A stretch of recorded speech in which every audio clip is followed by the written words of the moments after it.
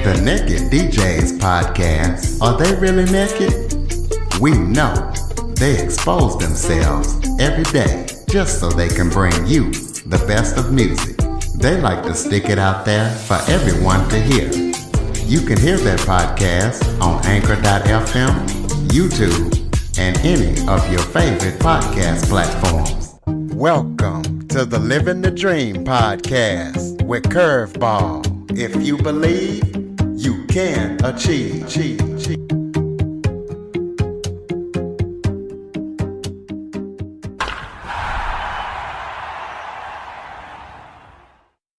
Welcome to the Living the Dream with Curveball podcast, a show where I interview guests that teach, motivate, and inspire. Today, we're going to be talking about education, special education, because I am joined by special education teacher Patrice Badami. Patrice specializes in helping kids with special needs and families with kids with special needs get the special education services they require in their home district. So we're going to be talking to her about that and all that she does and why she got started in this. So Patrice, thank you so much for joining me today. Well, thanks for inviting me. I'm glad to be here. Well, why don't you start off by telling everybody a little bit about yourself? Okay. Yes, my name is Patrice Badami, and I have 2 degrees. I have one in journalism, which led to me leading into my special education, master's and elementary ed. I was actually working on a book on autism. And what's ironic about that is several years later, around 6 years later, after I edited this book, I had my own son, and I noticed early on certain behaviors that coincided with symptoms that I noticed in the book. As I had read it, I made like a mental note. And as he got a little bit older, I started knowing more and more behaviors, which are called perseverations, which are repetitious behaviors that are used to self-stimulate or self-stim. I immediately got him early intervention. And then from there on, I moved forward with him. He was nonverbal till he was 4. And I said, I need to get myself a master's so that I can advocate for him and know everything about law and everything about services. So having said that, what I ended up doing was I followed him through the system. I got myself educated on what the different needs are for children with autism. And I got myself an advocate in the area who taught me a lot. So having said this, the positive thing here is he just graduated from college and he did really well in college. And the end of the story is that children who are on the spectrum, that's what you need to understand is there's a whole spectrum. I've worked with children from 18 months to 21 years, and there's varying degrees of autism. And there's a lot of hope because there's a lot of awareness now. What I'd like to teach you at some point during these podcasts, explaining to you what my journey was and what you can do to get yourself services through your school district. Yeah, Okay. Because my son has autism as well. And I know that every parent is not going to be able to get a master's like you did. So tell the parents what they can do to advocate for their kids and help them out. Okay. First of all, I think a parent who is starting to see behaviors that they feel are concerning.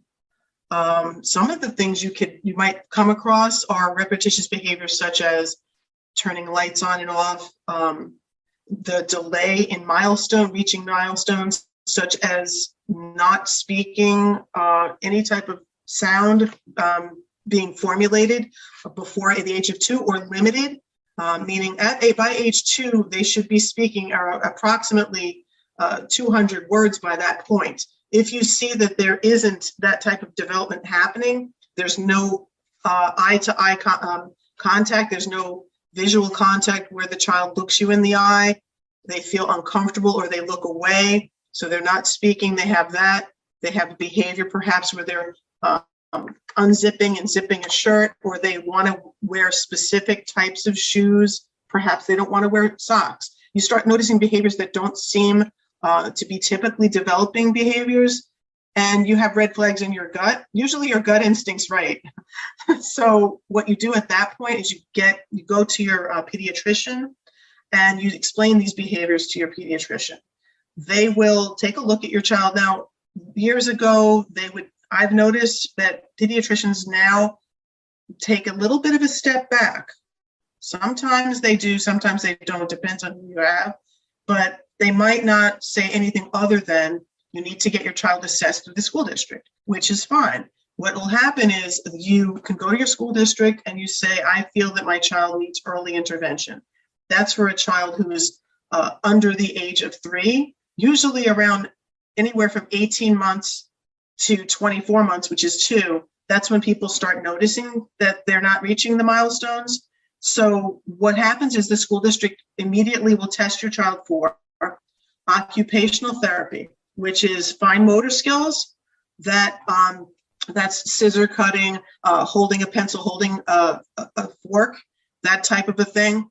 Then there's gross motor, which is physical therapy, and that's the ability to use your large muscle groups on your body, running, walking, skipping, balancing, of that nature. Then they're going to do a speech evaluation, and sometimes the speech evaluation also has a component called feeding, which I suggest you definitely do that. Definitely do the feeding too, because sometimes there's a comorbidity, and that means that there's 2 things going on at once. There's not just the inability to hold the fork and feed. Also, there could be a swallowing problem as well. And if the child has a tongue tie, which actually my younger daughter has right now, I have to get that addressed. But when they have a tongue tie, that means that the skin under the tongue is too long. They're not able to formulate words. So that could be something that's also going along, but that's not necessarily a symptom of autism. It's just something else. So when you get them evaluated for speech, get them evaluated for swallowing and feeding, because that's actually also a service that you can get. Then there's the last piece, which is the academic. So that's where they take educational goals that a child that's typically developing would be accomplishing at the age of your child. And when they're younger, they'll do things like matching blocks, matching patterns. They change it according to the age of your child. So they can still, but the early intervention must be started before the age of 3. So that's why they call it early intervention. If you first notice with your child that they're not even sitting up, like my daughter, she didn't sit up or roll over. These are also things that could go along with the developmental deficits that autism is. So I would get a full scale across the board check for everything, because there could be, there's definitely going to be motor issues with child with autism, because there's a piece in the brain that affects their ability to understand what exactly you want them to do, whether it's skipping, running, and their gait is another indication that they might have a discrepancy or a weakness. So when you get early intervention, they're going to catch a lot of things, and it makes a huge difference. So my first thing to say is go to your pediatrician, say, do you think my child needs early intervention? That's a very important thing for you to know, the terminology there, early intervention, because with that, you go to your school district and they will get this for you, because they really do want to service children before they get lost between the cracks. And don't worry about classification. Classification, I want you to just use this word to substitute classification. It's a support. Don't worry about any, quote, stigmas. People used to worry about that stuff in the 70s and whatnot, but nowadays people are more educated, and they know that getting classified will get you action. It will get you the supports to help guide your child and facilitate them, which is facilitating basically means reaching out to the child, seeing where they are, what they need, and changing the curriculum to meet what their capabilities are. That's also called scaffolding. So anyways, once you get the early intervention and they age out of that, it's going to be so much easier to get them the services through the school district once they get that first piece in. It's very difficult for a school district to say, oh, no, you don't need it anymore. Once that child has gotten the IEP, which is an individual education plan, that's what they give you in the early intervention. They'll start that process where they create goals for your child. So if your child has a feeding goal, or your child needs to amp up their fine motor, or if their verbal skills need to be worked on, they'll have everything written out, and you can actually look up on the computer. You can look up early intervention goals, or you could look up elementary education goals, and you'll find a lot of things online to help guide you. And that's where I would start. And from there, we can go into another section, but I want to give Curtis a chance to ask me a question. Well, the question I want to ask is, Sure. when a parent goes into a special education meeting, give some tips and things that will help the parent be able to advocate and get as much as needed for the child. Yes. Okay, so here's what I would say. First, what you need to do is you need to get the pediatrician recommendation. They usually will say they want the school to test the child. You get the early intervention. Once you get that done, then it's time to, unfortunately, sometimes you have to go back to the drawing board and say, okay, my child is now 3 years old. I want to make sure that they have what they need for the next step. So that's where I would get outside independent evaluations. This is only if I feel that the school district's not doing enough.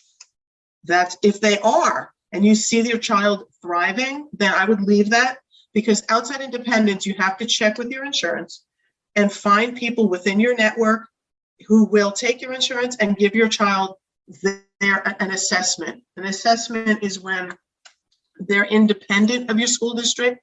So you have to double check that, by the way, make sure they're not working with the school district, because then that's counterproductive. You want to get someone outside your school district to evaluate your child. I would get a neurological assessment. I would get an occupational therapy and a speech therapy assessment, and see where that goes. The neurologist usually will take the other independent evals, and he'll put that together and come up with a plan for you. Another option is to, what I'm actually in the process of doing for my own daughter. She was born at 30 weeks. So she has preemie issues. She has some cognitive deficits and whatnot. So I'm getting, there's another thing you can do is a neuropsychological. What that is they give you a full scale test for learning and education, which will tell you where are they? What can they do? What are they not able to do? They also check for central auditory processing, which my son also had as a child with autism. What that means is you're unable to discern the difference between a conversation and background noise.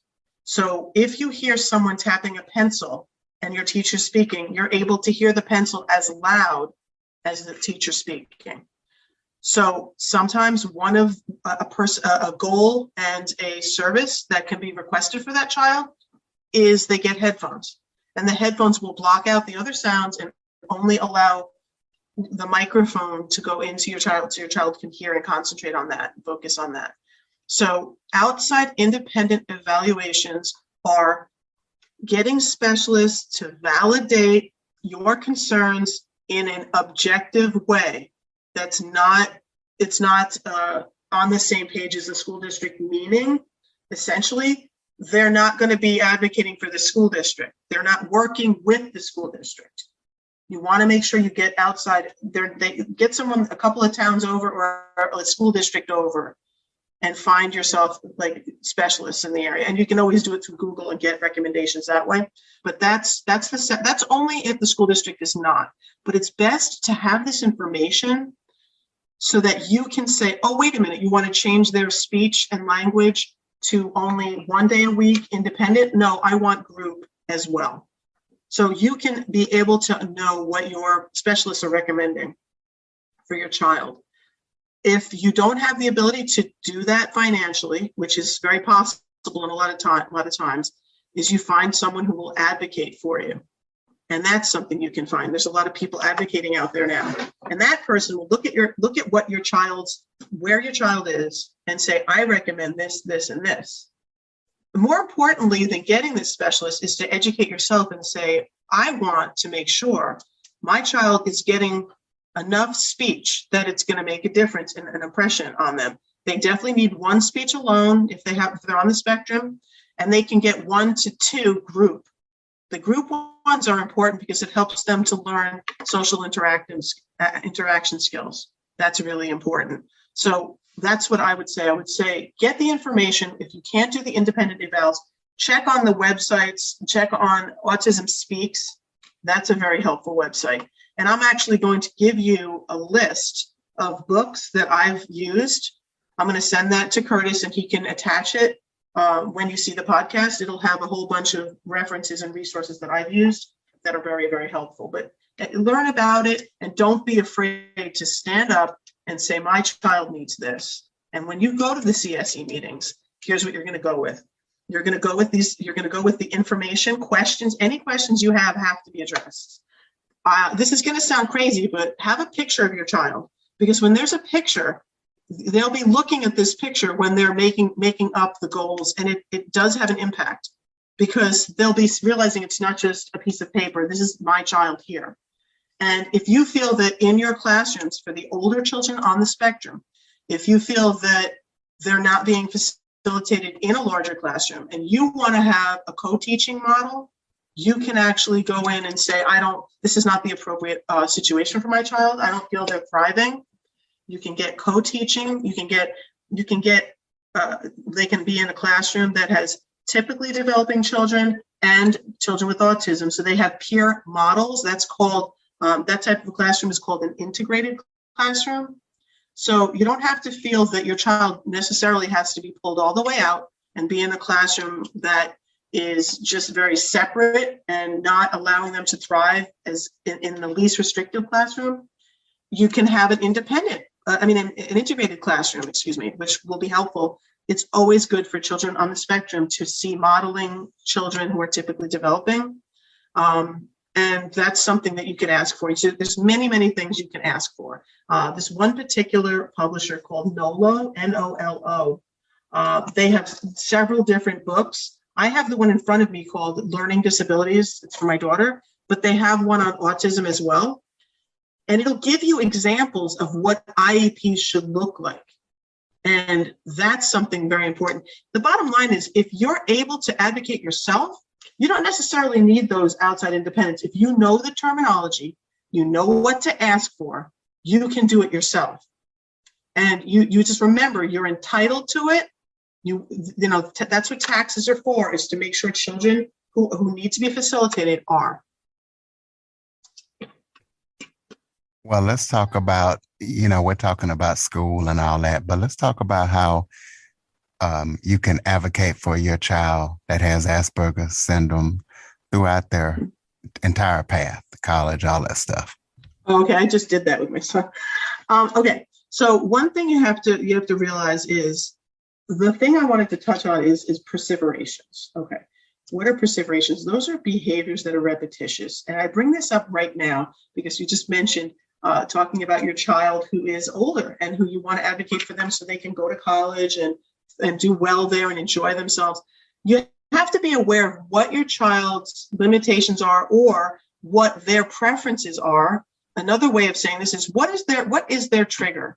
What are things that will upset them? What can you learn from that? For example, my son. Okay, so he went to community college because he didn't want to live in a dorm. So he lived at home. Then I found out about programs that work with the community college. So he was able to get all of the services he needed based on his IEP. And one thing I want everyone out there to understand is, when your child is given an IEP, every year they are going to come back to this Committee on Special Education and reevaluate it. And you can add. Don't assume that just because it's every year goes by, they're going to be taking away stuff. You can add stuff. You can add any type of service you think would be benefit your child. That is a legal and binding document. That document follows them until they decide they don't need school anymore. Now, if they want to go to college, get a PhD, get their master's, that document goes with them, and any university has to adhere to it. So if on your IEP it says separate location, time and a half on assignments, they get that even getting their PhD. That's something you need to know. That's something that's like it's a support for them that follows them throughout their life.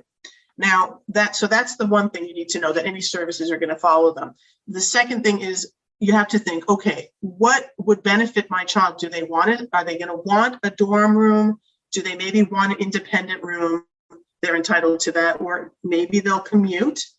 You have to see what works for them, and keep speaking to your child, and realize that some children, like my son, for example, they don't always verbalize what they need or what they want. Sometimes you'll see by their actions. And if you know that they get overwhelmed in large groups of people, for example, a party, or if they're in an auditorium for a lecture, keep that in mind when you select the college for them, that you want to be able to work with their strengths. So his strength is he could drive and he could get there and do his schoolwork, but he could not live there. If your child feels that way, then you just work around it. So having a child who's on the autism spectrum and who has Asperger's syndrome, and I just taught several children today who are on the spectrum, and these are children who I've found, just personally, all the children who I've worked with who are on the autism spectrum, they tend to be children who want to do the right thing. They don't like going against the grain. They like to work with what is, like, in other words, when you give them an assignment, they want to do it, they try to do it. They might get frustrated if they can't do it, but they never, my experience, they never say, I don't want to do it. Nothing like that. They always want to do what's the right thing, if you will. And that said, you can help that happen by stepping back and pulling things that are going to be triggers for them. Know what their sensitivities are. Know what, if, for example, the children I was working with today, they're in a smaller classroom, there's only 4 students, and that's fine. That works for them. They don't want to be in a class with 27. And you can also work with this when they're in grammar school and high school. Like the kids I work with today were in high school, but when they're in grammar school, they might not thrive in a class of 25. They might do better in a class of 10. It's the same curriculum, but they're going to get more one-on-one attention. When it comes to the college situation, find out from talking with your child, what are your goals? What makes you feel comfortable? Do you want an apartment? Are you able to, would you be okay with just being a commuter? And realize that don't feel bad when it comes to worrying about their ability to make friends. A lot of times, children with Asperger's are perfectly happy having just 1 or 2 friends, and that's just how they are. That's how my son is. So when you worry about that, just if you keep your line of communication open and say to them, what makes you comfortable? How is social interactions with you? How does that, what makes you feel good? Do you want to just have the one friend come over for dinner or whatever? I think sometimes we worry that they're going to have a life that they're alone. And I know an adult male, he's 25 years old, and he prefers being with his cat or whatever. But when it comes to living in a dorm, see what works for your child and see what types of classes are the best for them. And there's many different programs that are statewide that will help your child get a job after college. There's one here, he works, so it's called Access VR. There's a lot of them within the different states where they work and help your child get an internship after college or even while they're in college. It will help them to learn how to do their banking, help them get a license. It'll help them, they'll have a job coach or not. But the people who are all the different businesses that work with these internships, they're working with the Access VR, for example, and they will treat your child with respect. And they are aware that the child has differences. And it's a very important thing for you to look into. Find out statewide what different government agencies will help your child and facilitate them after college if they don't want to go to college and they want to just do work study. That's something that you need to learn about as well. So that's something I wanted to let you know, that you're able to find things like that out there as well. There's a lot of different directions and a lot of questions I could ask, but you just touch on for the rest of the interview, touch on things that you think that are important so I don't leave anything out and we cover Sure. as much a Okay. basis as possible for parents. Sure. Okay. So first, what I want to do is I want to give you the definition of autism, and then I have some other information too. We're taking a step back. So first, I gave you some information on how you can deal once you know that they have autism. But there's people out there who they're not sure, they don't know what to do, and they're concerned. So what autism is, according to the Autism Society, autism is a lifelong developmental disability that appears in early childhood and can impact a person's social skills, communication, and relationships, and self-regulation. So that's the definition. But essentially what it means is it's difficult for people with autism to, number one, it can be uncomfortable for them to give you complete eye contact. That could be just uncomfortable. So what I often do is when I'm talking to a child with autism, I'll say, could you look at my nose for a minute? Just look at my nose when I'm talking to you, rather than say, look me in the eyes. Because when they look at your nose, they're not really looking at your eyes, but they're facing you. And they're able to start being able to interact with you a little bit more and get their attention. So sometimes they can't read body language. They have difficulty with sarcasm. They don't really know what you mean by like certain things. So figurative speech is a little hard for them to understand sometimes. That's my experience. They don't feel comfortable when someone tries to have them when someone tries to put them on the spot. They sometimes feel uncomfortable. Children who have autism can become frustrated and then become behavioral. So when they're trying to express themselves, you can kind of intervene before that happens, and you need to be aware of them on an individual basis and know what triggers they might have when you're trying to work with them. So what I mean by that is I worked with a child who, when he got frustrated, he would bang his head. And so we needed to be aware of what he needed before he got to a point where he started first tapping his hand. You need to know what sets your child off and what things make them feel comfortable. Sometimes scheduling is a very helpful thing. That worked for me. Scheduling is when you create a poster showing exactly what's going to be happening on a specific day. So you would have, here's a picture brushing your teeth.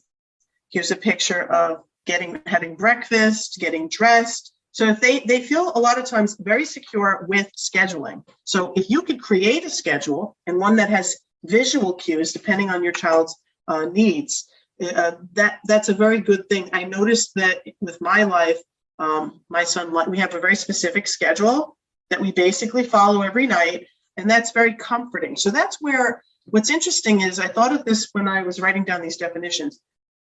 When a child watches a movie over and over again, and you wonder why they do that, it's for comfort's sake, because they know what's going to happen next. It's something that eases their stress level, and that's why they do repetitious behaviors. And they sometimes also might talk to themselves. It's called self-talk. They're able to self-regulate. So that's actually, it might seem like a negative thing, but it's really a good thing. My son does that all the time. He's still watching Christmas movies and he talks to himself a whole lot. Okay, so I know what you're talking about. It's actually very comforting to them. It's almost like for me, I'll be like, okay, I have to go to the store. I got to get the eggs. I'll do it to myself too sometimes. So it's a good thing because it helps. They're like, okay, I'm starting to get nervous. So let me repeat to myself what I need to repeat, and then I'll feel more comfortable. So it's a self-stimming thing, but it's a comforting thing. But as a caretaker, what you do is you observe and you say, okay, what's going on right now that might possibly be setting us about to have an issue? And then you remove from that. For example, change. Here's what you do. When you want to go out, you want to do something with your child. Maybe the whole family wants to go to the park, whatever. You can take that expedition out and break it into pieces and say, all right, our goal for today is to get to the park and maybe have an ice cream, and that's it. And then we're going to go home. Because you have to start learning where your child needs to take an event and break it down before it becomes something overstimulating for them. It might be too much to stay all day. So you break it into pieces, and then everyone learns to deal with that, because it's important. And for example, going to Disney World or something of that nature, that can seem like a really fun situation, but it's very loud. There's a lot of colors when you go on some of these rides, and that you have to think of it that way. Whenever you do anything, think about, okay, let's think about this as if I'm going on a ride to Disney. What could set off this? Maybe there's fireworks. Is that something? Is it very bright where you're going? Are there too many people? Do you have access to the types of food your child likes? So that's self-stimming is actually, in my opinion, working in this field since 2004. I think it's normal. I don't have a problem with it. I think I use it as like a gauge, and I say, hey, maybe he's getting upset.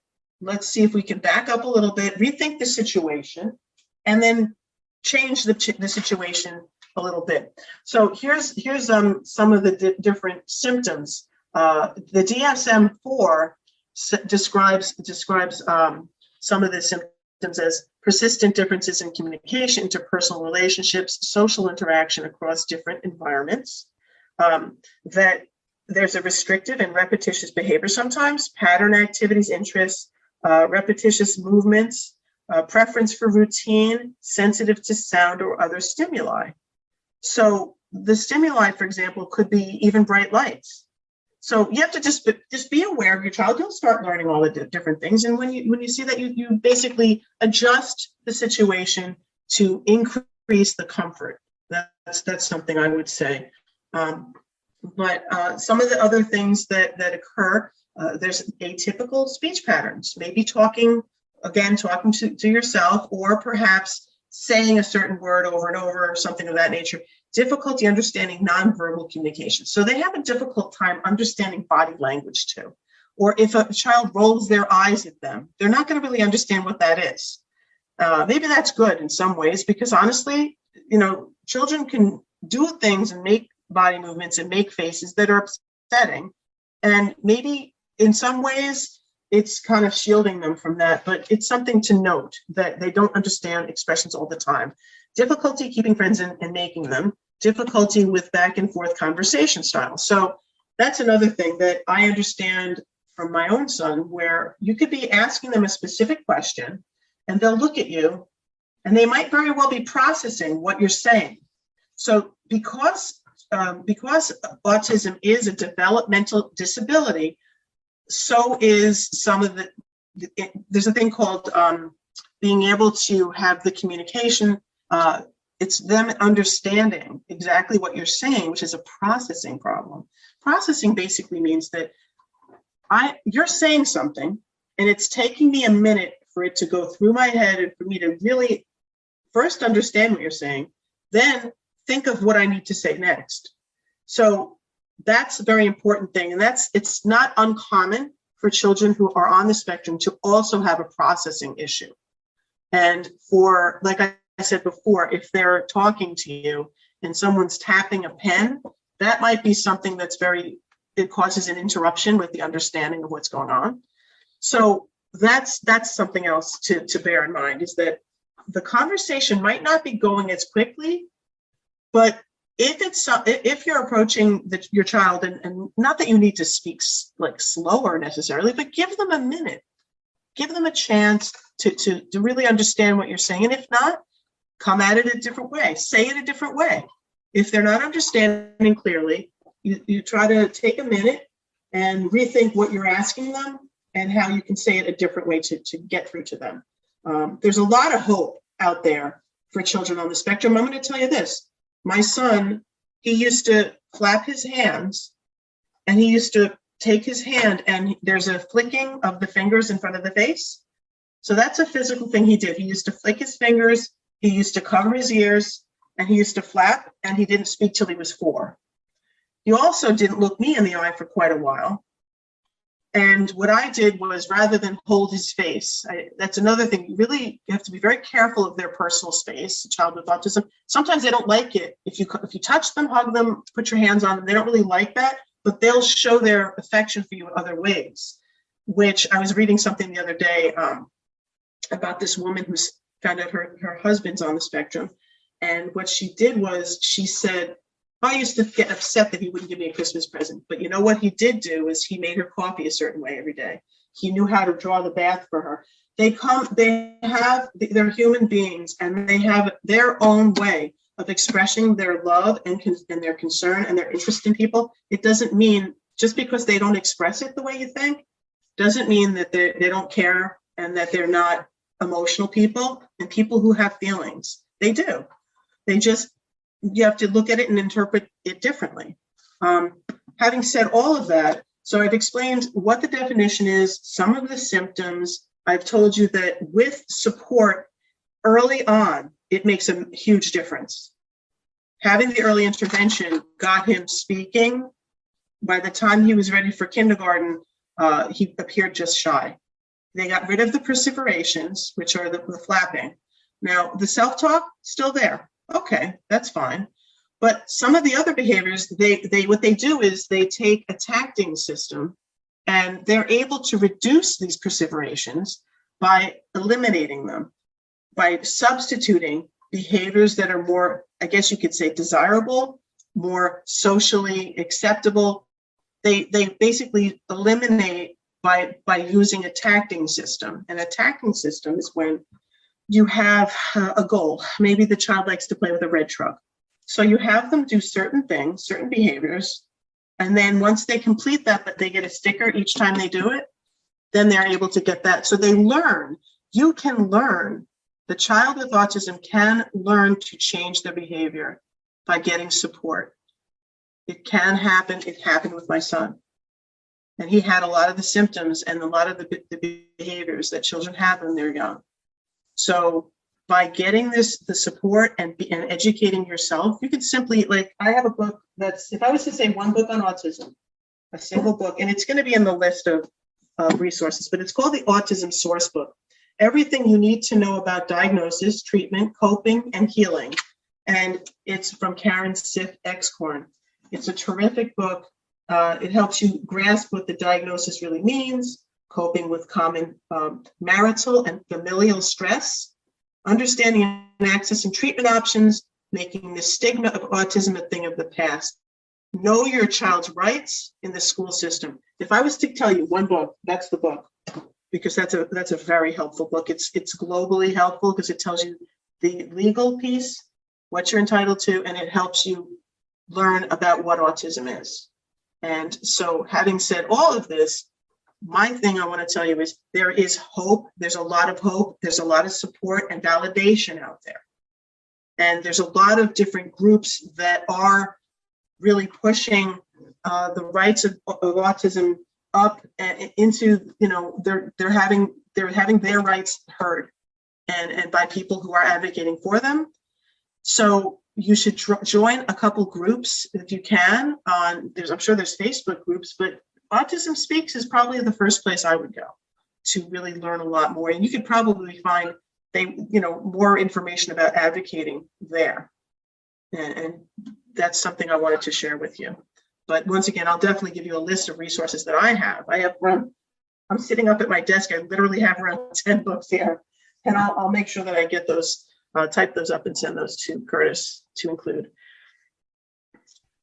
Curtis, any other questions? Yeah. Do you have any contact information that you could give out that people can contact you? Any Facebook or, where people might have questions?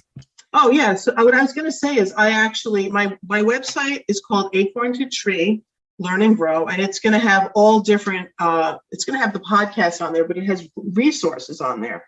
I have one that's specifically for autism. It's a page, but it's still being processed, so it's not up and running. But that once I have that up and running, it should be within the month. It's going to have resources for families and children from pregnancy all the way up to high school. It's going to have OT, PT, speech on there. They're all free resources that I've found on the internet. I actually made this website for my daughter, who was in early intervention, and now we're suddenly finding that she's having some medical and some other issues, and I wanted to have all the information in one spot. So it's going to have everything from math. It's going to have language, ELL, It's going to have special education resources, autism resources, and they're just really helpful things. But once I have the website up, I'm going to I'll send Curtis, I'll send you the link. It might not be in the next 2 weeks, but it'll be within the month. And then at that point, you can add that to your, I guess, website or however you do that. But I'm going to have it up, and then, yeah, people can definitely contact me with questions, and I can try to find some resources that, that will be helpful to them, and some different books and things. Okay, well, give us some final thoughts to close it out. Anything that we didn't talk about that you think about that we missed? Let me think. Okay. I was going to say, so let's talk about the recreational piece and that type of thing outside of the classroom. So what are some things that you can do to have your child be involved and to feel, just included in their, their neighborhood and such? What I was going to say is I was actually a Girl Scout leader, and I also was a Cub Scout. I was a Mom Scout working with the Cub Scouts. But what I was going to say is, with your child, there's so many different programs I've found in the Rockland Parent, which that's where I am, but it's called Metro Parent. That's the national name. And again, I'll list that when I send you the resources. They list all different events in the areas, in your cities. I'm talking about the New York one, but I noticed that it's a national paper. It's basically a parent paper where it tells you all the different things that are going on. There's a lot of sensory friendly things that are going on, so that children who want to participate in different things after school on the weekends with their families, I'm noticing more and more every time I look at this magazine, there's always sensitive special events. And you should look out for those. And then you can also search, when you do a Google search, you can search your area and find things. I'm finding more and more things are available. Everything from, like, for example, a magic show or a musical, but the musical doesn't have flashing lights and the sound is lowered significantly. There's also something else that, being in New York, a lot of the plays and musicals in the city, they have special ones that are low sensory. So these are things you should look out for, because you want your child to be included and to feel like they can do things. And you want the family to enjoy their time with your child, but validating their needs. There's a lot of stuff out there. And I'm going to look further into the Metro Parent. Chuck E. Cheese has the Autism Sunday as well. Yes. I remember I went there when my son was little. Chuck E. Cheese definitely has it. And there's some of the Broadway plays that are for children. They're doing it as well. So that's something important to keep in mind, because you want your child should not be, once they're in school, they shouldn't have to be home. There's things that are friendly for them to experience. So that's something that you should keep in mind too. All right, ladies and gentlemen, Patrice Badami giving all the information on kids with special needs. So we're going to have her resources in the show notes as well as her website.